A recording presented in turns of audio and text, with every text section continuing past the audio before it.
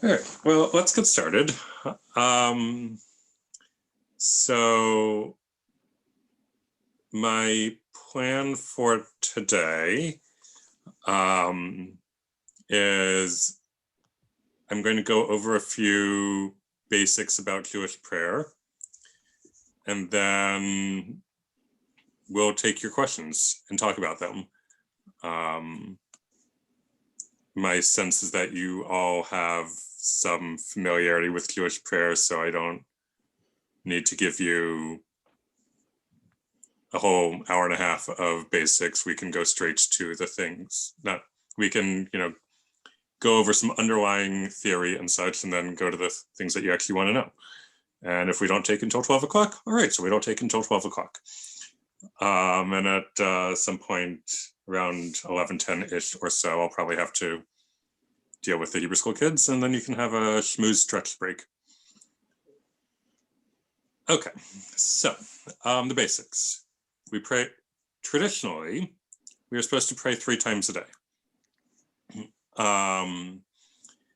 Morning, afternoon, evening. Morning service is called Shachrit, afternoon service is called Mincha, evening service is called Ma'ariv or Arvit, both coming from the word Erev, which means evening. It is said that we pray 3 times a day because Abraham instituted, the 3 prayers are connected with the 3 patriarchs, Abraham, Isaac, and Jacob, based off of interpretation of biblical verses, where each of them said something to God or said something maybe to God.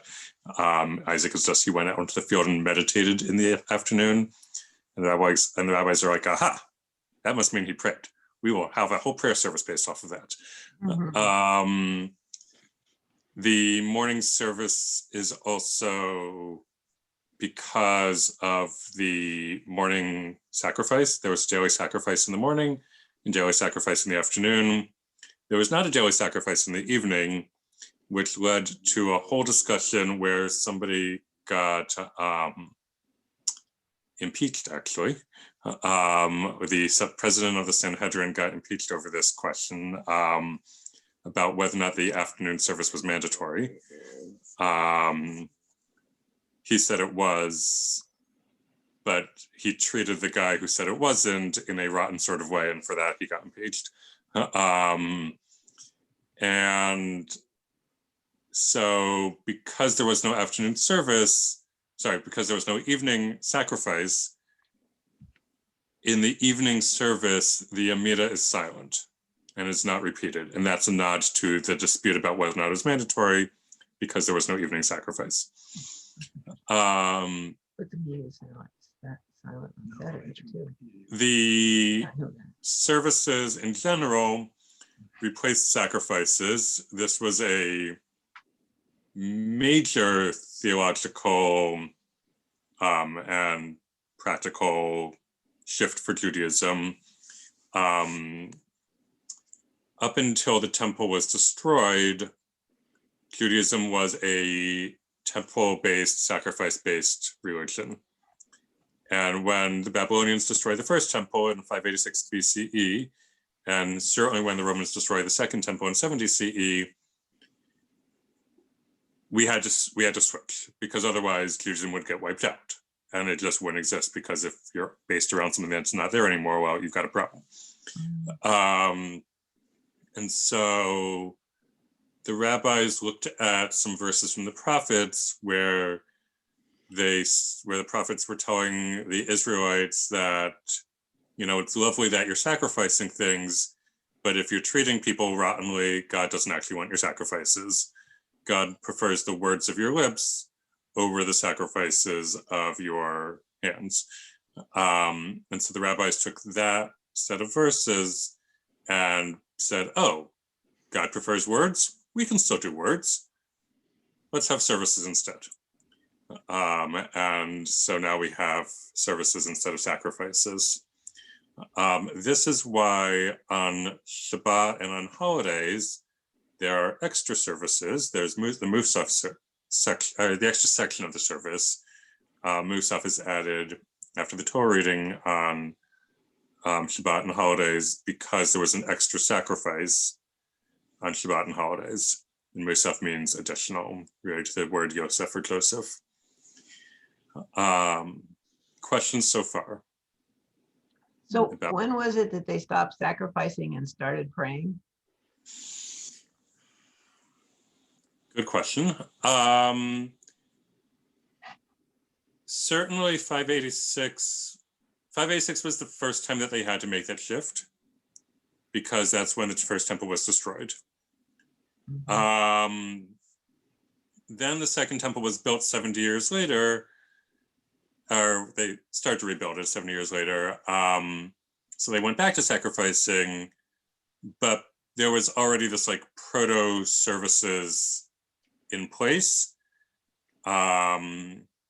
And so when the second temple was destroyed and they definitely couldn't sacrifice anymore, the rabbis built off of this tradition that had started to get put in place beforehand, and they went from there. The first Siddur wasn't put together until 896, the late 800s CE. And it was a response. There was a question that came from the Jewish community in Spain that traveled with some merchants all the way back to Babylonia, to Baghdad, to ask Rav Amram Gaon, who was like one of the leading rabbis in Baghdad at the time, what exactly are we supposed to be saying?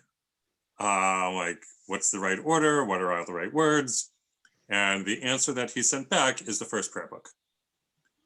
And then Sadia Gaon, within 100 years, had another crack at it. And between the one and the other, we were on our way to developing the prayer book as we know it today. The rabbis in the Talmud, well, in the Mishnah and then the Talmud, start putting a lot of the pieces in place, but they don't, they didn't write out full prayers. They're like, you should thank God for health and for food and for wisdom.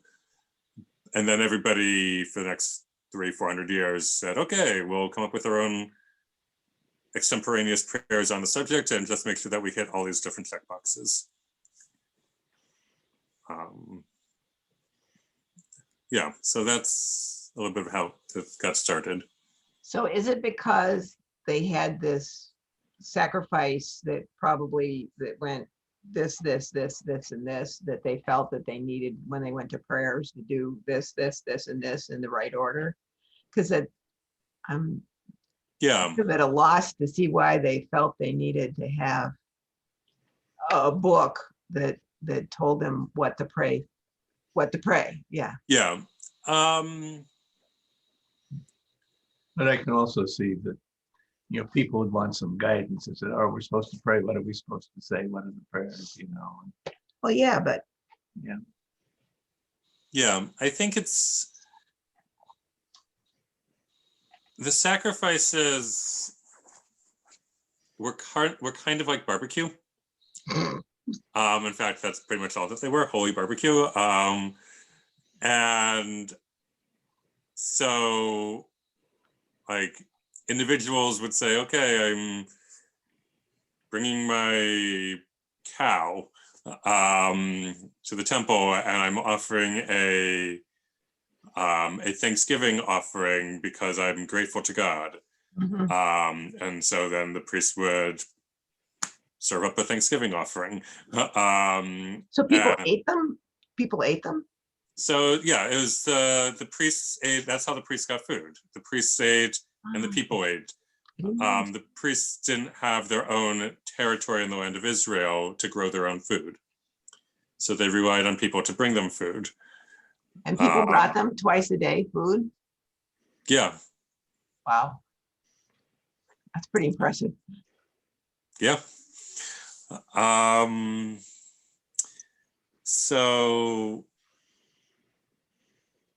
So there wasn't, so like there was an order within like, how do you do a Thanksgiving offering? but there wasn't, and there was an order to like make sure like the daily sacrifice had this, that, and the other in it.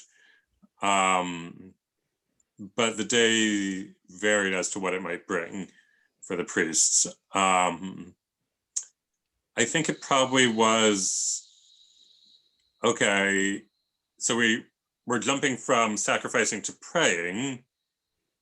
And then the rabbis are like, okay, now that you are praying, let's make sure that you hit these different topics, because you might not think to, or you might not remember to, but by talking to God about all these things that you ought to be grateful for, but might just take for granted, you'll be more likely to remember to actually be grateful for them and not just take them for granted.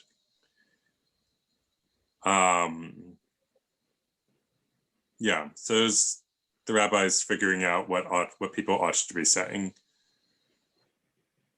Does that help? Okay, so that actually gets us to our next topic, which is that there are two different types of prayers. There's keva and there's kavanah. Keva are the fixed prayers.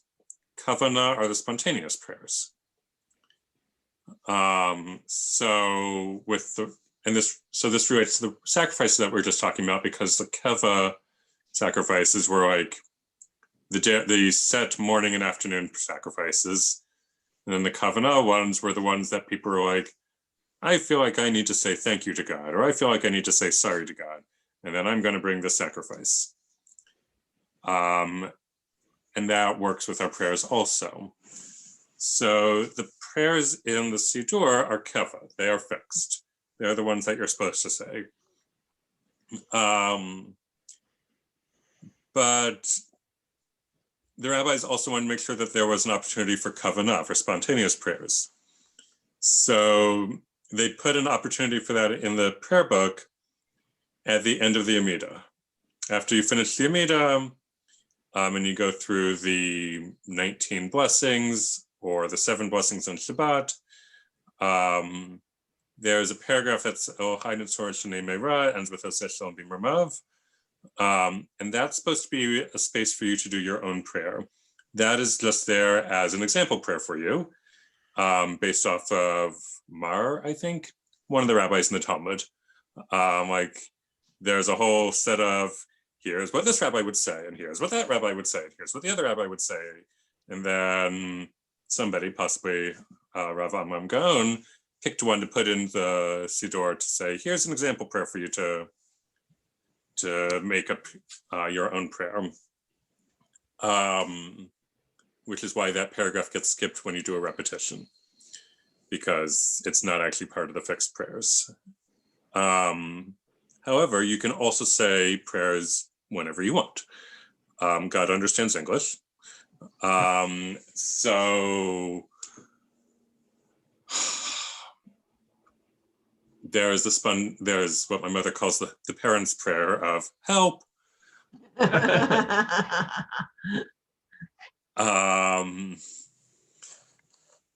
I will sometimes say thank you to God when I'm crossing the street and the light turns green just as I get there, which gets into a whole set of theological questions about, does God interfere in the world and what God does, but that is for the God class, not for the prayer class. The point is that you can say whatever prayers you want whenever you want them, and it's fine. There are some places in the fixed prayers, special prayers, like during the weekday morning Amidah, there's a place you can put in a prayer for healing for someone. It's in the Siddur. Yes, that's another good example. Yeah, there's a healing paragraph that's in there, and then there's space for you to put in like the person that you want to be thinking about. That's good. The other way of thinking about keva versus kavanah is that keva is the words. And kavanah is the intention, is the meaning behind the words. So when I was thinking about what to do with the Hebrew school curriculum for prayer, I made sure that for each of the prayers that we put in the curriculum, that there was a balance of the kids need to know the kava of the prayer. They need to know how to say the prayer, what the words are and how to sing them, or at least one way to sing them. And they need to understand the kavanah of the prayer. Like, what are the words about? And personal connection to the prayers. And so that's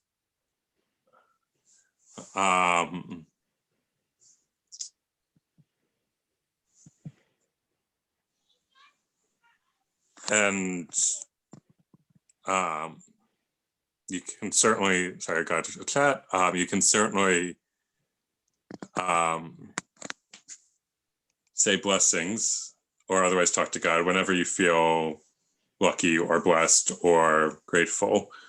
And the Shechianu is a really good example of that, of a blessing. It's true that the Christians have used a lot of language like feeling blessed that we as Jews also have in our tradition and can certainly feel comfortable with. The third K, besides kava and kavanah, is kahila, community. So one of the functions of prayer, besides connecting with God, is to connect with others. And saying the prayers at the same time as everybody else is one way of doing that. It's certainly heightened even more so when you are on the same service as everybody else, and even more so when you're in the same room as everybody else. But even just knowing that Jews around the world are saying Friday night Kiddush at the same time, or for their time zone, helps to bring a sense of kahila, of community, that you're connected with other Jews through the use of prayer and blessings.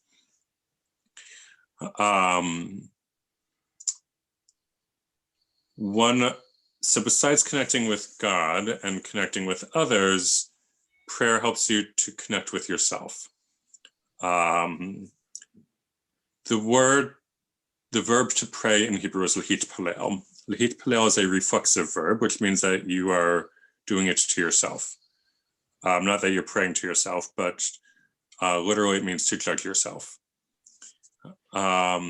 So this gets at one of the ideas expressed in the Talmud, that when you, that it says in the Torah that you should follow in God's ways.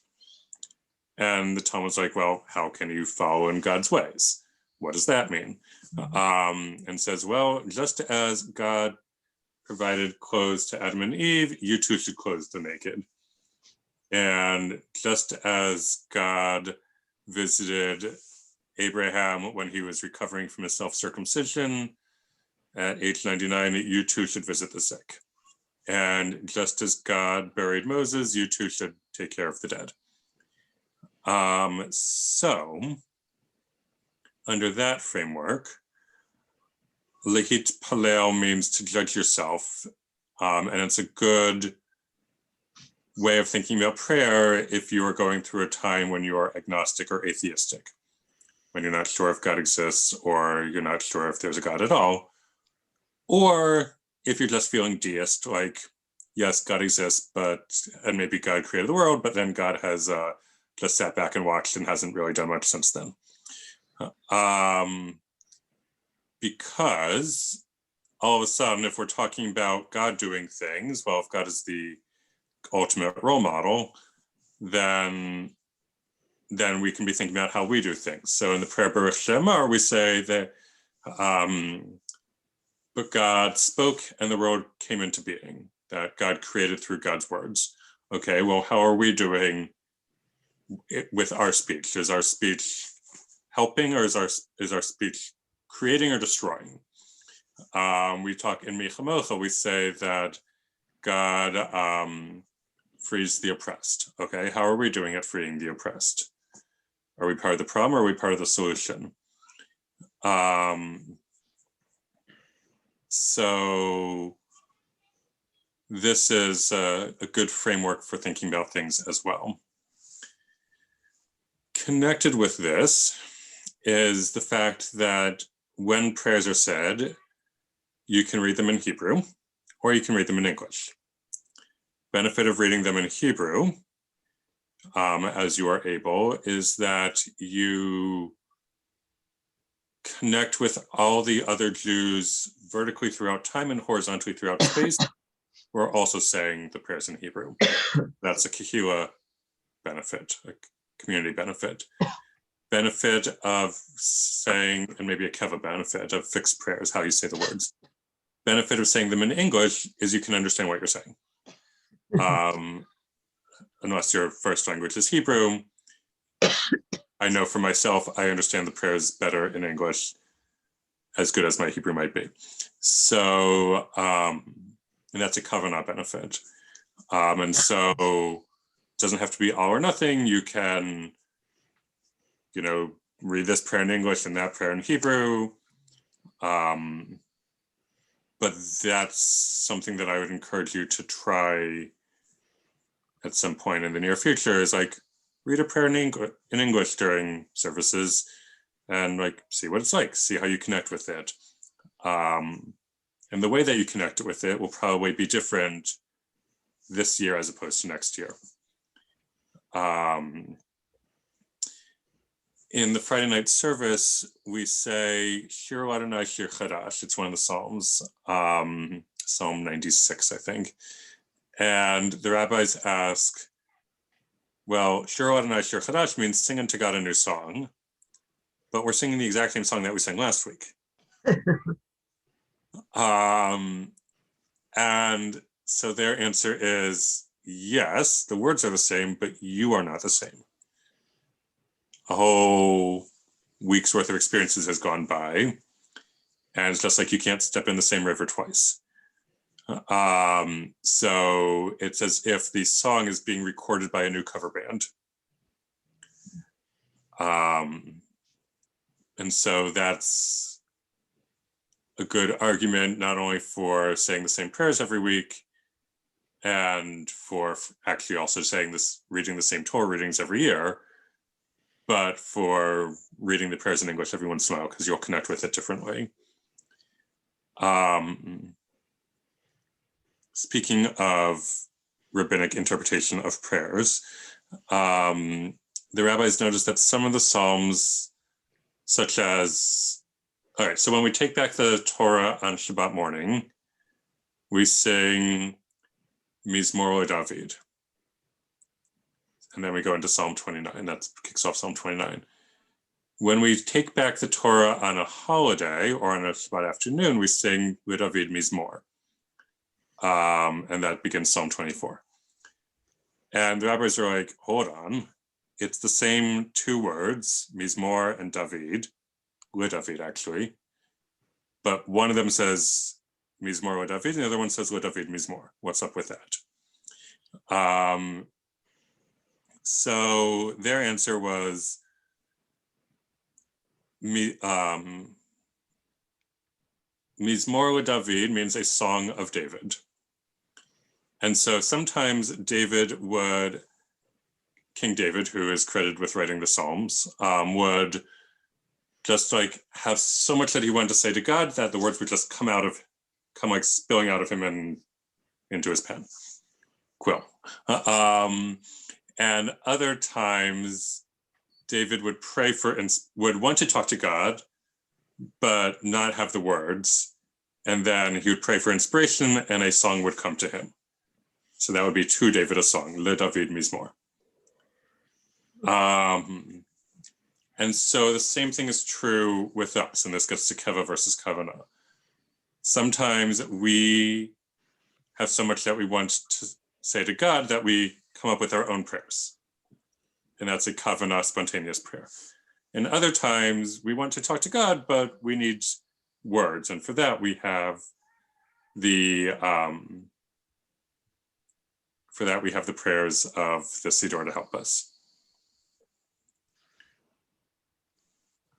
Okay. Questions so far?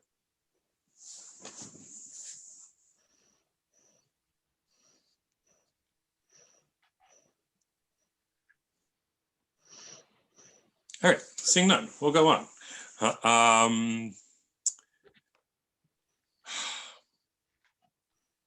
So the services themselves fall into three sections. There's the warm-up section, the main activity, and then the cool down. So for instance, on Friday night, the warm-up section is Kabbalat Shabbat. It's the Psalms that we sing, including L'Chadodei, going through L'Chadodei all the way to Baruch Hu. And when we hit Baruch Hu, we're in the main section of our service. And then we go through the Shema and we go through the Amidah, and the cool down is after the Amidah. It's the mini repetition. It's Aleinu, it's Morning's Kaddish, it's Yikdom. On a weekday afternoon service, Mincha, that's the AAA service. There's Ashrei, the Amidah, and Aleinu. So Ashrei, and then there are Kaddishes in between as punctuation, because that's what Kaddishes do. So Ashrei would be the warm-up, the Amidah would be the main activity, and Aleinu would be the cool down. On Shabbat morning, we have Sukkei de Zimra as a warm-up section.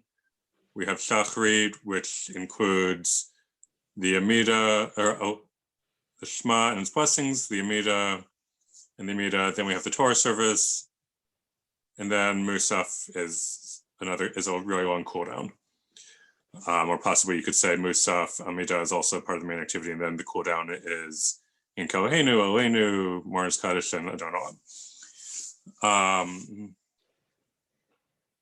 In the weekday evening service, the warm-up is all of 2 lines, and then we go into Baruch Hu, and we're already in the main section.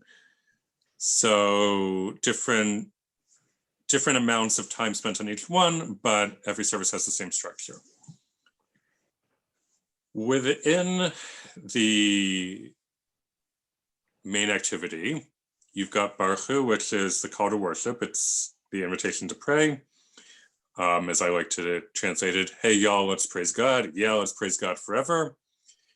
And then around the Shema, you have 3 blessings, or 3 types of blessings. You have a creation prayer, thanking God for creating the world.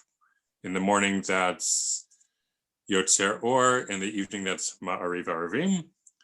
You have a revelation prayer, thanking God for revealing the Torah to us. In the morning, that's Ahava Rabbah. In the evening, that's Ahavat Olam. Then you have the Shema. Then you have a redemption prayer, thanking God for redeeming us from Egypt. In the morning, that's Ezrat Avotenu, into Michamocha. In the evening, that's Emet V'Emunah, into Michamocha. So 3 different types of prayers.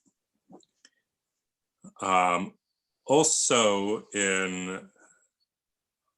a way of categorizing prayers is you've got prayers that praise God for things, you've got prayers that thank God for things, and you've got prayers that ask God for things. On Shabbat, it's not considered nice to ask God for things. So the weekday Amidah, which has 19 blessings, although we call it the Shmona Esrei, the 18 blessings, because it used to have 18 and then they added a 19th one, but they kept the name. That has 13 blessings in the middle that are bakashot, that are requests. Whereas on Shabbat, we cut out all of those 13 middle blessings. We just have a blessing, a really long blessing, thanking God for Shabbat. But we still ask God for peace because peace is so important that we'll have chutzpah and ask God for peace even on Shabbat. So whether a prayer is a thanking blessing, thanking prayer, an asking prayer, or a praising prayer, you can get a good sense of by reading the English. And then the final thing, well, I'll take questions about all that. All right. Seeing none. The final thing I'm going to talk about is blessings. So blessings are a mix between keva and kavana. They are fixed, but you say them spontaneously. So for instance, so there's the Shechianu. It's a good example. You say it the first time you do something, or the first time you do something in a year, or anytime you hit a milestone where you want to thank God for bringing you to this time, or frankly, anything else that you want to thank God for bringing you to. So you say the Shechianu. There's a blessing for seeing beautiful things in nature, large scale. Osei ma'aseh v'reshit, who praise you, God, who makes the makings of creation. So you say that for sunsets. You say that for mountain ranges. I say that every time I'm driving down Lakeshore Drive and catch a glimpse of Lake Michigan. It's a very quick glimpse. I want to keep my eye on the road, but that is my regular Osei ma'aseh v'reshit opportunity. On the other hand, we have a different blessing for small scale things in nature. So if you see a specific beautiful flower or a specific beautiful animal, you say shekacha lo ba'olamo, that created such things in God's world. However, if you can't remember what blessing you're supposed to say, a simple thanks God will do the trick also. Or good job, God. That works too. So blessings are an opportunity to bring holiness into the day. Saying a blessing before you eat or after you eat is a way of having an attitude of gratitude. Because that's one of the big ideas in Judaism, an attitude of gratitude. That's why traditionally the first thing we say when we wake up is Moda Ani, thank you, God, or I am grateful, literally, because it used to be that the ancients believed that when you were asleep, your soul went off and had all these adventures, and then and that's what you saw when you were dreaming. And then if you were lucky, your soul came back to you in the morning and you woke up. And if you weren't lucky, well, it never came back to you. So whether or not you think that's actually what happens, starting off the day being grateful that you have another chance to do good and to do better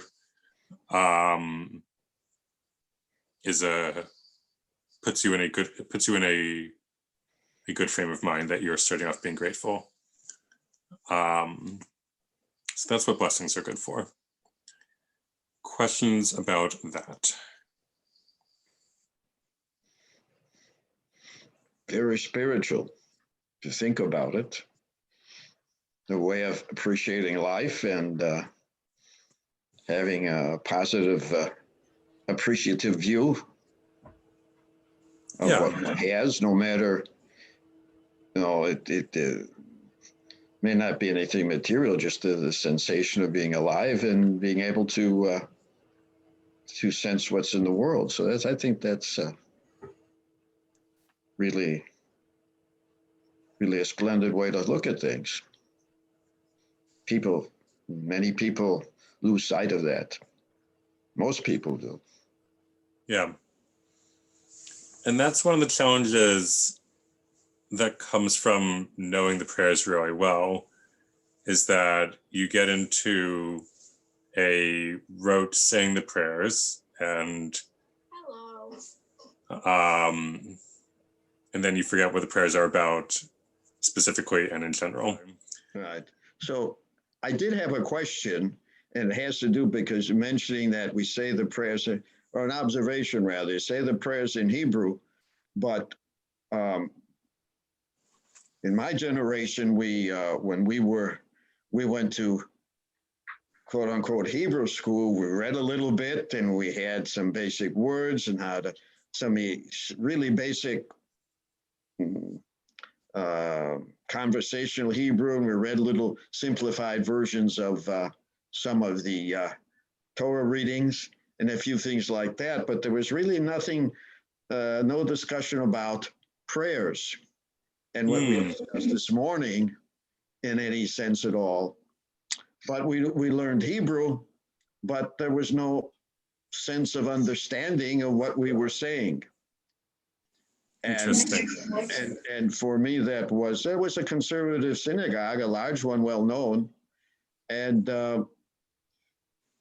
so I didn't really appreciate much of the prayers until years later, when we were in Costa Rica, and we started, it was actually a reform community, and we had support from the U.S. And then most of the prayers were in English with some Hebrew, and they were simplified. When we had some instruction from the rabbi that was with us for a few months, then left us on our own, then I became to understand and appreciate things much more, because just reading something wrote without understanding it didn't have much meaning to me. So when you say, first to learn it in Hebrew, for me, it wouldn't make sense unless you had at least some better understanding.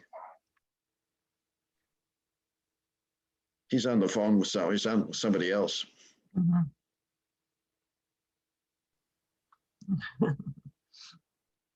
We have to come up with them.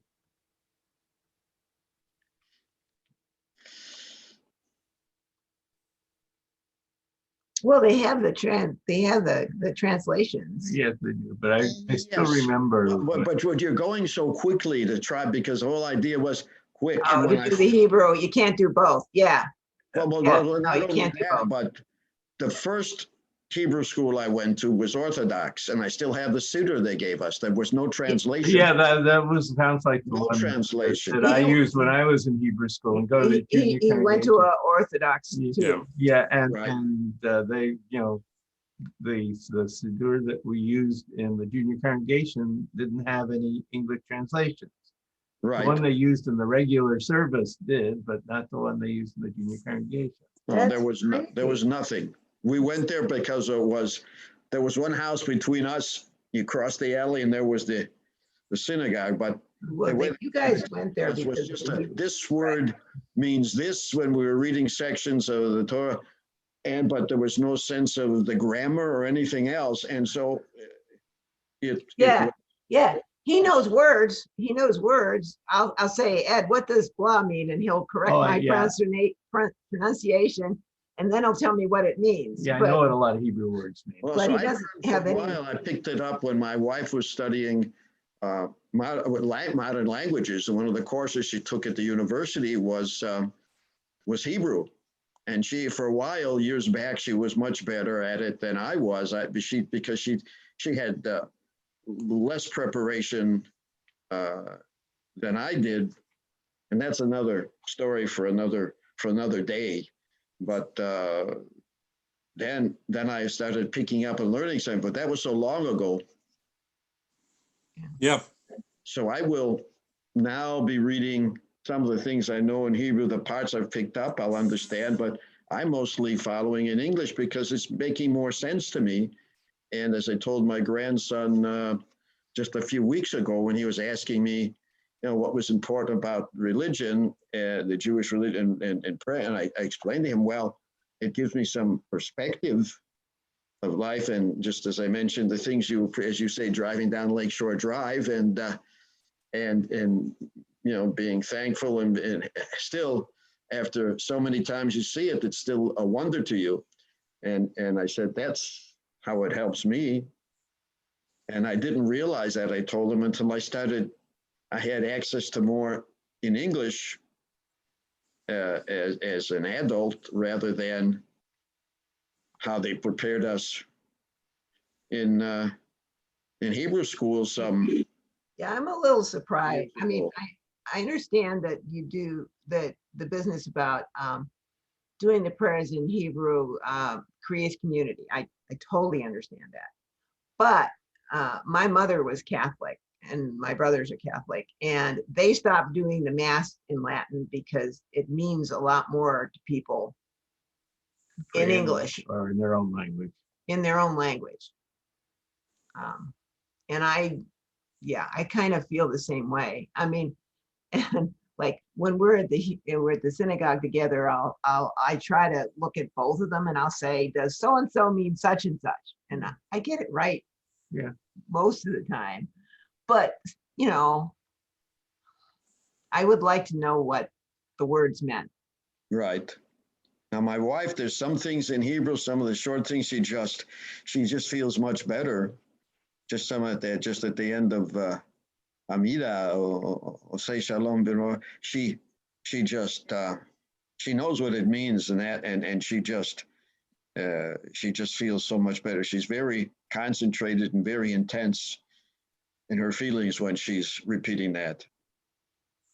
So for her, that there's a significance in saying those prayers of what she can. And I won't say the original language, because you said originally we were praying, the Jews were using Aramaic, Aramaic. and that's still in some of the prayers. So Yeah, I have a lot of trouble with the Warner's Kaddish. I can't pronounce it.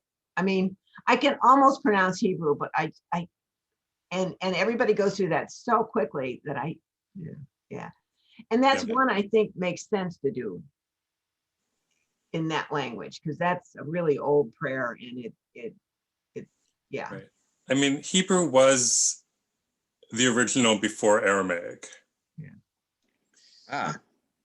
So some of these prayers, particularly the stuff that's coming out of the Bible, like the Hebrew is the original. Oh, I was confused with what I heard in another class or somebody else's commentaries then. Some of they're talking about something in the Torah, some of that was in Aramaic. So maybe I misunderstood. Yeah. The Hebrew is older than Aramaic, but some of the prayers are in Aramaic because by 2,000 years ago, people weren't speaking Hebrew anymore.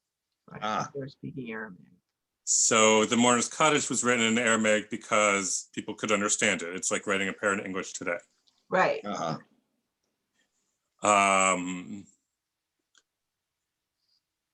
So,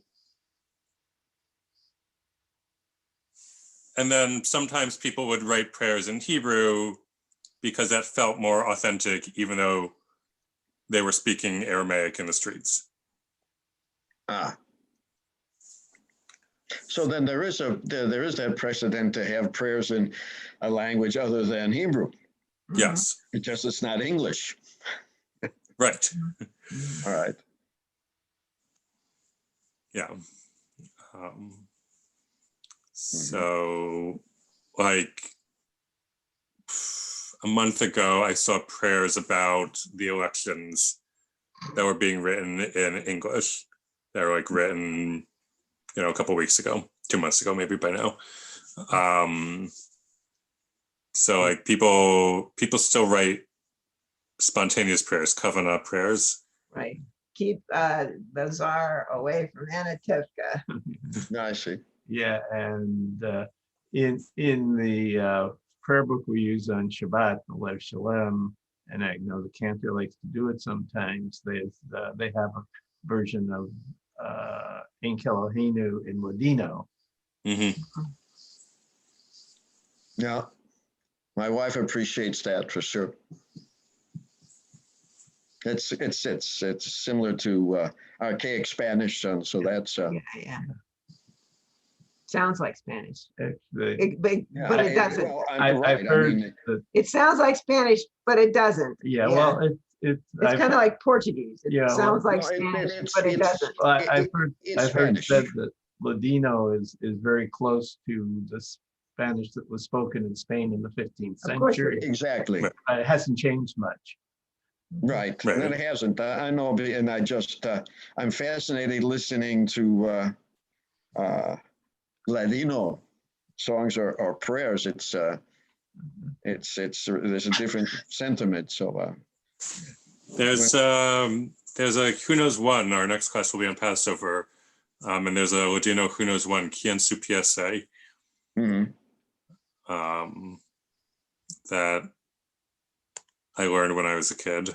And I know for Passover we have some Haggadah in Spanish, or the Sephardic versions, because that's when we've first got Oh, married. yeah, when you were in My Puerto wife Rico, of followed course. in Spanish, Costa Rica, right, of course. right? And my 1 year, a few years ago, we had Passover, and my grandson was following, and he was going back and forth between the Spanish and the English, and well, he didn't understand Hebrew, but he went back and forth. So that's interesting. We share different customs for some of the holidays because of that. I'm getting off track here. We're talking about. That's okay. The point is that that God understands all languages, and prayer can be expressed in all languages. Well, that's true. Yeah. What other questions do you guys have? Basic or specific?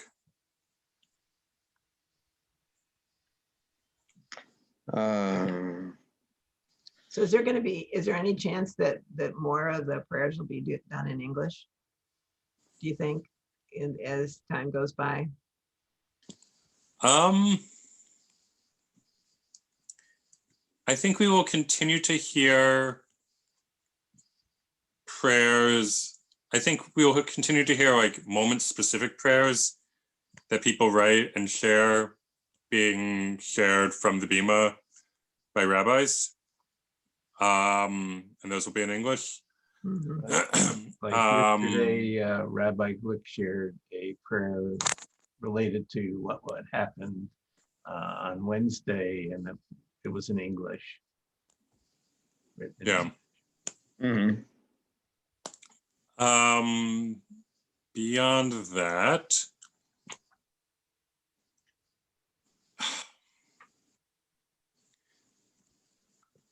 I know Reform synagogues often have a lot more English in their service than conservative ones do. Way less now, though, than 30, 40 years ago. But Way less. well, So they're going the other way. Yeah. Right. I Yeah, know. we went to it. We didn't enjoy the Yeah. service we went to before we got married. before we got So married. this is 50 years ago. Yeah, so that was 50 years ago, right?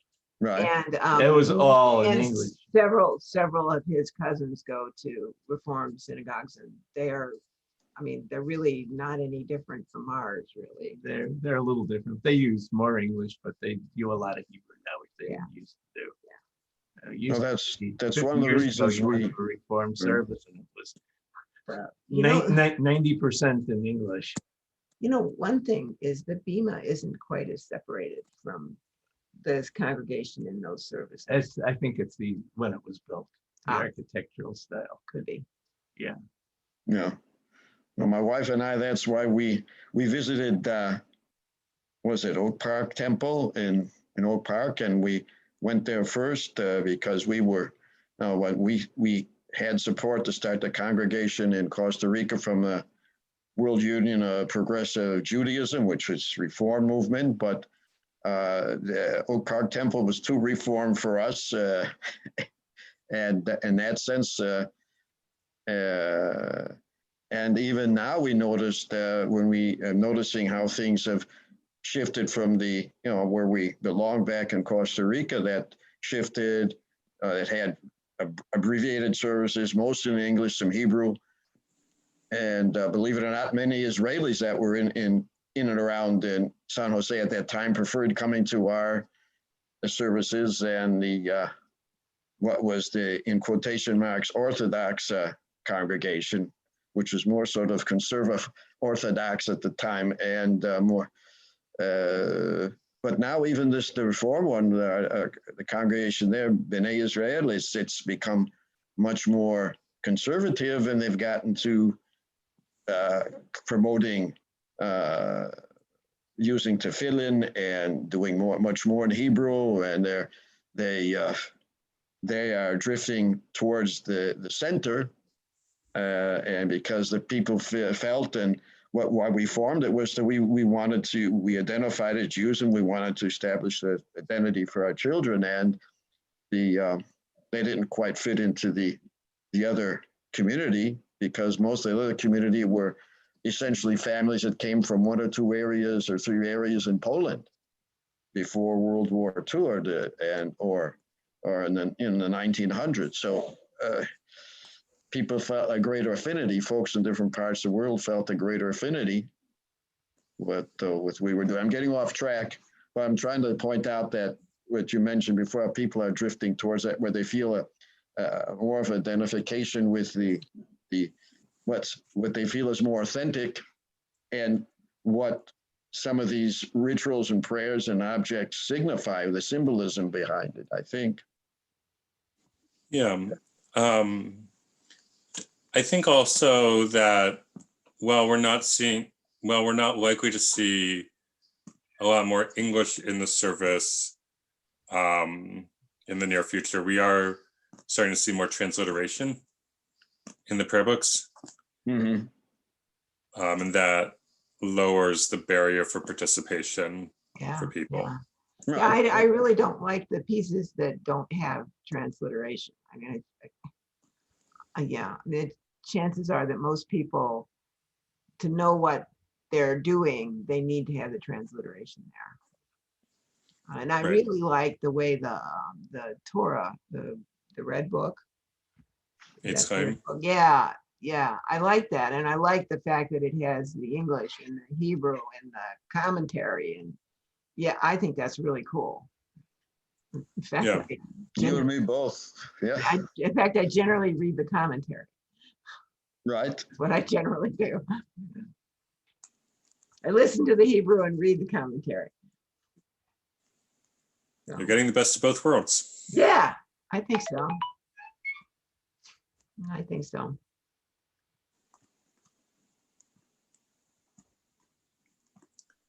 Great. So was there something more that you wanted to say? Nope. I managed to get in my my piece right before the children started showing up. I really like the history. I think that makes things have context. Exactly. Yeah, there was, for a long time before the printing press, congregations would only have one copy of the prayer book. And so the leader would have it and everybody else would like muddle along as best they could. And that's why we have a repetition of the Amidah. That's So also that, like, why we have so many prayers that have each line starting with the next letter of the alphabet, because it's easier to memorize them that way. Right. Yeah. I suppose that's true. And that's also singing, because it's so much easier to remember singing than it is to remember poetry, for example. Mm-hmm. Right. I mean, right. The melody helps jog your memory of the word. Particularly a word that you wouldn't know. Mm-hmm. God, yeah. I mean, because the meaning helps you remember. If you don't know the meaning, then you're kind of lost. Yeah. There was also a time when the Romans said that we couldn't say the Shema anymore. And so, and they put informers, like they got informers in the congregation, which is why we went from 18 blessings in the Amidah to 19, because there's one against informers, the Hamal paragraph. But because of that, that's why the Shema is hidden in other places as well. So we do it when we take out the Torah, we do it in the Kedusha, and it's in Psuke de Zimra very early on, before most people have gotten to services. and it's broken up and tucked into Shomer Yisrael, which is a weekday prayer that we say during the Tafanun service after the Amidah. The first paragraph, the first verse of Shomer Yisrael ends with Omrim Shema Yisrael, and the second one ends with Ha'omrim Adonai Eloheinu Adonai Echad. Mhm. And this explains why when we do the Shema in the other places, we don't cover our eyes, because we want to make sure that we're not tipping off the people who might be watching that we're saying the Shema. Oh, I never understood that. I never understood why you did and then you didn't, because it seemed to me that you should do it or not do it, Yep. and not half and half. Yep.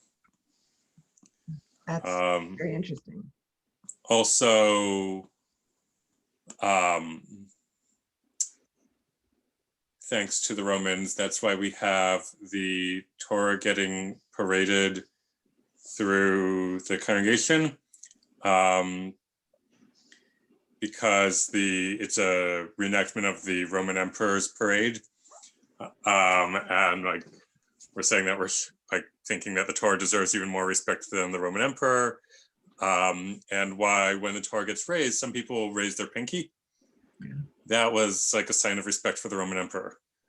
So we appropriated that, and like I've seen people do it. so, and then you like kiss your pinky. That's like long distance kissing of the Torah. There's also gematria, like alphanumeric code, that people have come up with to explain why this is a thing that you do, but it's historically based up in the time of the Romans. The last historical tidbit that comes to mind right now is that raising the Torah during Hagbah used to be before the Torah reading. Like you'd parade it around, you'd take it down, you'd undress it, you'd raise it up, and then you'd do the reading, and then you just dress it on the table. But then people would leave services. Before the Torah reading, they like came for the Hagbah. And they're obviously like, well, we'd really like you to stick around and hear the Torah reading, so we'll put Hagbah after the Torah reading, and then you will have to hear the Torah reading itself before you can see the main event that you've come for. Either that or you come later. Right, or you come later. That's funny. That's funny. I believe that too. I mean, that's exactly what a house of worship would do. Yes, exactly. That's cool.